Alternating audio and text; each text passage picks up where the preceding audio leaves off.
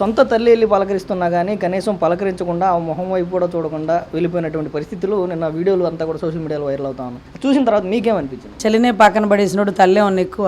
ఆవిడ మీద కష్టపడి హైకోర్టులో కేసు గెలిచినటువంటి వ్యక్తి అక్కడే సంతోషభరితంగా ఉన్న టైంలో మళ్ళీ ఒకవేళ పలకరిస్తే ఆస్తి ఏమన్నా అడుగుతుందేమో. సో అప్పులో ఎలా ఉంటారంటేనండి, మనం తలకాయ తిప్పితే వాడు ఏమన్నా అప్పు అడుగుతాడో అన్న భయంతో బాధతో పరిగెడుతుంటారు చూడండి. ఆ మాదిరిగా అనిపించింది. కష్టపడి కోర్టులో కేసు గెలిచినాడు, మళ్ళీ తల్లి పిలిచి అదేంట్రా అయ్యా అట్లా ఎట్లా చేస్తారా అయ్యా అని అనింది అనుకో, మళ్ళీ ఏమైనా ఇవ్వాల్సి వచ్చిద్దో. లేకపోతే మన భారతమ్మ గారు ఎంతవరకు పర్మిషన్ ఇచ్చారు? వెళ్ళి అక్కడ పూలు సమర్పించి రావడమే, వారితో వీరితో పలకూడదు. మనం చిన్నపిల్లలకి చెప్తాం చూడండి, ఎవరేమి ఇచ్చినా తీసుకోకూడదు, అంకుల్స్తో మాట్లాడకూడదు, స్ట్రైట్ గా వచ్చేసేయండి అంటాం చూడండి.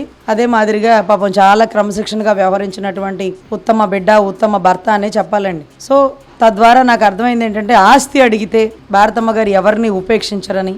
సో ఆ విధంగా ఆయన పలకరించడానికి ఆయనకి అనుమతులు రాలేదు కాబట్టి పూలు సమర్పించి మాత్రం వెళ్ళిపోవడమే ఆయన అంతిమ లక్ష్యం అనుకున్నాడు. అంతవరకే చేసినాడండి.